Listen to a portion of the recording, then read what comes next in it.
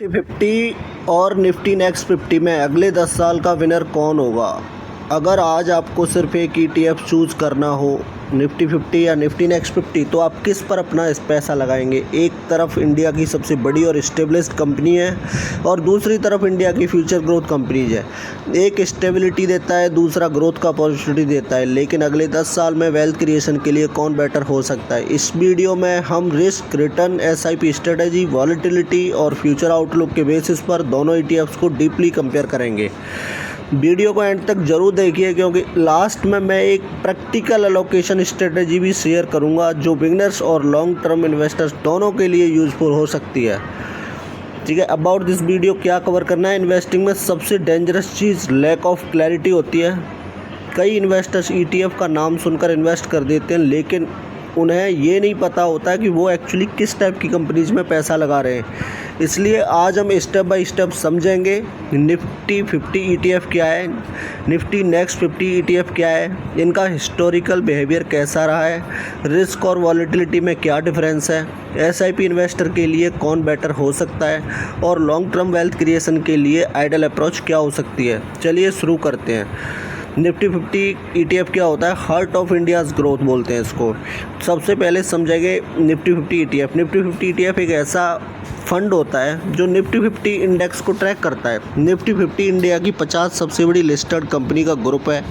इसमें banking, IT, pharma, energy, auto और FMCG sectors की लीडिंग कंपनी शामिल होती हैं। सिंपल लैंग्वेज में अगर आप निफ्टी 50 ETF खरीदते हैं तो आप एक ही ट्रांजैक्शन में इंडिया की टॉप कंपनीज में इन्वेस्ट कर रहे होते हैं। इसका सबसे बड़ा एडवांटेज है डाइवर्सिफिकेशन। आपको इंडिविजुअल स्टॉक्स चूज़ करने की ज़रूरत नहीं होती। निफ्टी 50 ETF को जनरली स्टेबल और रिलेटिवली लो रिस्क कैटेगरी में माना जाता है। इसी वजह से बहुत से इन्वेस्टर इसे अपने पोर्टफोलियो का फाउंडेशन बनाते हैं। निफ्टी नेक्स्ट 50 क्या होता है? अब बात करते हैं निफ्टी नेक्स्ट 50 की। निफ्टी नेक्स्ट 50 में वो कंपनीज होती हैं जो निफ्टी 50 के बाद रैंकिंग में आती हैं, यानी ये कंपनीज ऑलरेडी काफ़ी बड़ी हैं लेकिन अभी टॉप 50 में नहीं पहुंची हैं। इसी वजह से नेक्स्ट 50 को फ्यूचर लीडर्स इंडेक्स भी कहा जाता है। आज की नेक्स्ट 50 कंपनीज ही कल की निफ्टी 50 कंपनीज बन सकती है और इसी पॉइंट में इसका सबसे बड़ा ग्रोथ पोटेंशियल छुपा हुआ है। लेकिन याद रखिए, हायर ग्रोथ अपॉर्चुनिटी के साथ हायर वॉलेटिलिटी भी आती है। यही वजह है कि next 50 ETF long term investor के लिए ज़्यादा अट्रैक्टिव माना जाता है। निफ्टी 50 वर्सेस निफ्टी नेक्स्ट 50 को कंपेयर करते हैं। अब दोनों को साइड बाय साइड कंपेयर करते हैं। निफ्टी 50 में इस्टेब्लिश्ड मार्केट लीडर्स होते हैं, इनका बिजनेस मैच्योर होता है और अर्निंग कंपैरेटिबिलिटी स्टेबल होती है। दूसरी तरफ निफ्टी नेक्स्ट 50 में इमर्जिंग लीडर्स होते हैं। ये कंपनीज अभी एक्सपेंशन फेज में होती है। निफ्टी 50 का ऑब्जेक्टिव स्टेबिलिटी और कंसिस्टेंसी है, जबकि नेक्स्ट 50 का ऑब्जेक्टिव ग्रोथ और फ्यूचर एक्सपेंशन है। निफ्टी 50 इन्वेस्टर को स्मूदर जर्नी देता है। निफ्टी नेक्स्ट 50 इन्वेस्टर को ज़्यादा अप्स एंड डाउन्स देखने पड़ सकते हैं, लेकिन लॉन्ग टर्म में ऐसी वॉलेटिलिटी के अंदर एक्स्ट्रा रिटर्न का पोटेंशियल भी छुपा होता है। अब है रिस्क कंपैरिजन करते हैं इनका। मार्केट में एक गोल्डन रूल है, हायर रिटर्न की पॉसिबिलिटी के साथ हायर रिस्क भी आता है, और निफ्टी नेक्स्ट 50 इसका परफेक्ट एग्जांपल है। मार्केट करेक्शन या बियर मार्केट के टाइम नेक्स्ट 50 ETFs में ज़्यादा वॉलेटिलिटी देखने को मिल सकती है। कई बार शॉर्ट टर्म में शार्प ड्रॉडाउन्स भी देखने को मिलते हैं। इसी वजह से इमोशनली स्ट्रॉन्ग इन्वेस्टर ही लॉन्ग टर्म बेनिफिट ले पाते हैं। निफ्टी 50 कंपैरेटिवली ज़्यादा स्टेबल रहता है, लेकिन स्टेबिलिटी का मतलब गारंटीड रिटर्न नहीं होता। रिस्क दोनों में, डिफरेंस सिर्फ रिस्क के लेवल का है। इसलिए इन्वेस्टमेंट चूज़ करने से पहले अपनी रिस्क टॉलरेंस समझना बहुत ज़रूरी है। अब एक 10,000 रुपये SIP के एग्जाम्पल से समझते हैं।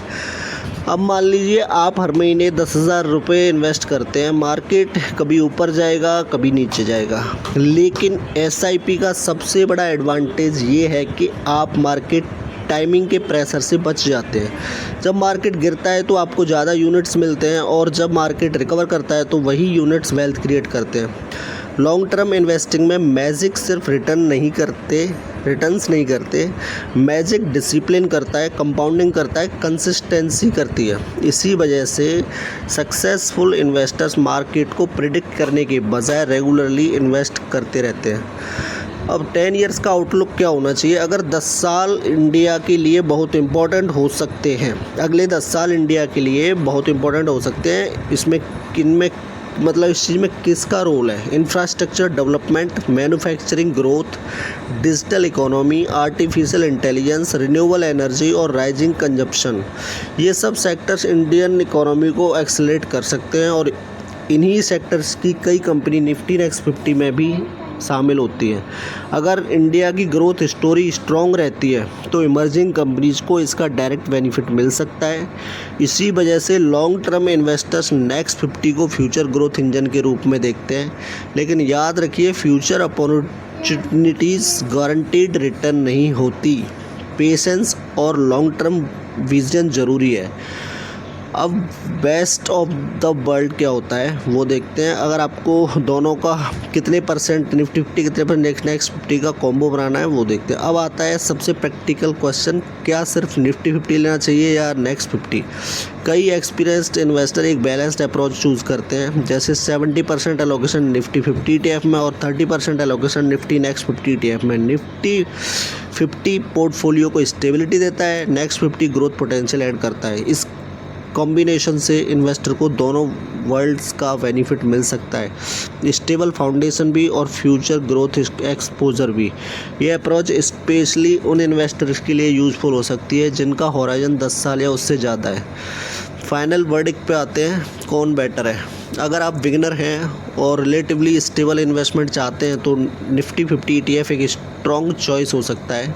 अगर आप इन्वेस्टमेंट हॉराइजन लॉन्ग टर्म है और आप हायर वॉलेटिलिटी हैंडल कर सकते हैं तो Nifty next 50 ETF attractive option हो सकता है।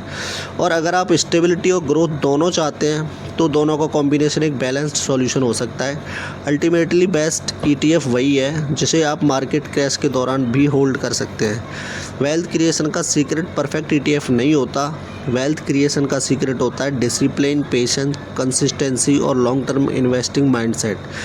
अगर वीडियो वैल्यूबल लगी हो तो लाइक करें, शेयर करें और निफ्टी एक्सपर्ट 24 को सब्सक्राइब करना ना भूलें। मिलते हैं नेक्स्ट वैल्यूबल इन्वेस्टिंग वीडियो में। डिस्क्लेमर है, ये वीडियो सिर्फ एजुकेशनल पर्पज़ के लिए है। म्यूचुअल फंड और ETF मार्केट रिस्क के अधीन होते हैं। इन्वेस्ट करने से पहले अपनी रिसर्च करें या फाइनेंशियल एडवाइजर से कंसल्ट जरूर करें। Happy investing. जय हिंद, जय भारत।